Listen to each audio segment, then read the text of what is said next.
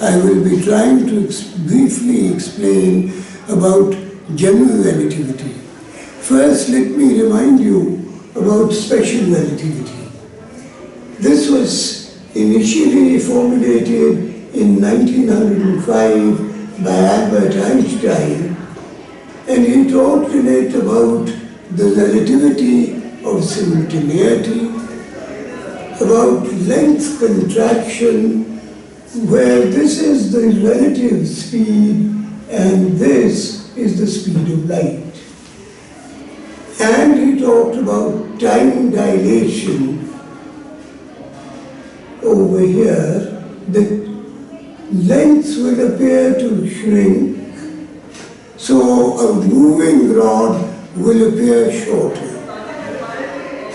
Clocks will seem to have larger units of time, so fewer units will fit into a given time interval, and so clocks will seem to run slow.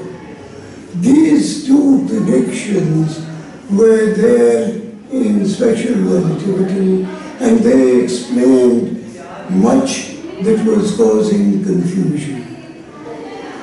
Later on, in 1908, Einstein had formulated the moving mass formula and correspondingly the mass-energy equivalence.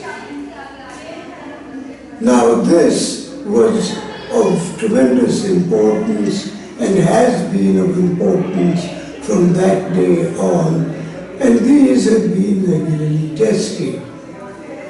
However, the theory was formulated only for constant velocity, not constant speed, and that means that it is uniform linear motion, not circular or any other, but going at a constant speed in one direction.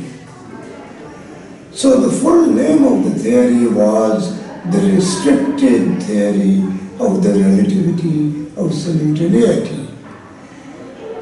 People have presented it as if it says that everything is relative, and that isn't correct.